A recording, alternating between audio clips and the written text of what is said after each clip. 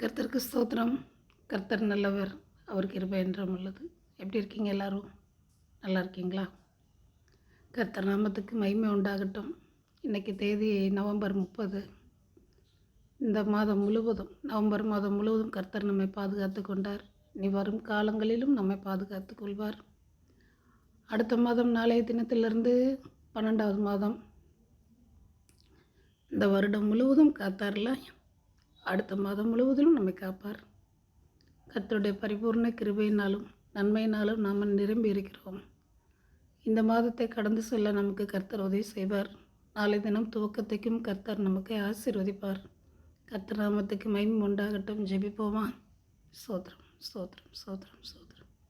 அன்பின் நல்ல தகப்பனை உம்மை துதிக்கிறோம், ஸ்தோத்திரிக்கிறோம். இந்த அருமையான இரவு வேலைக்காகவும் மாதத்தின் கடைசி நாளுக்காகவும் நன்றிப்பா. நவம்பர் மாதம் முழுவதும் எங்களை காத்து தயவாய் நடத்தி கொண்டு வந்தீர். எப்படியும் எங்களுக்கு சோதனை நேர்ந்திட போதும் எங்களுக்கு நடுவாக நீர் நின்று உமது அக்கினி மதிலாய் காத்து எங்களை பலப்படுத்தினீர். நீ வரும் மாதங்களிலும் எங்களை காத்து கர்த்தருடைய நாமத்தை மகிமைப்படுத்தும்படி எங்கள் ஒவ்வொருவரையும் நீர் சாட்சியாய் நிறுத்தும்படி உமது நாமத்துக்கு ஏதுவான மகிமையில் எங்களை பிரவேசிக்க பண்ணும். நீர் நல்லவரும் வல்லவரும் சர்வ வல்லவரும் மகிமையும் தேவனுமாய் இருக்கிறீர்.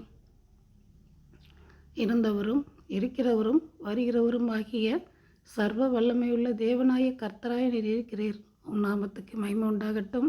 எங்களையும் எங்கள் குடும்பங்களையும் ஒவ்வொருவரையும் நீர் ஆசீர்வதித்தருளும்.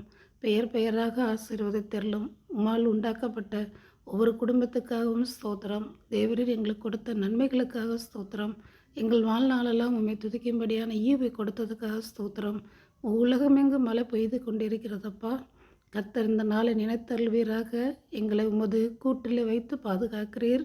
கழுகு தன்னுடைய குஞ்சுகளை தன் முதுகில் சுமந்து கொண்டு போவது போல நீர் எங்களை சுமந்து கொண்டு போகிறீர். எங்களை பாதுகாக்கிறீர்.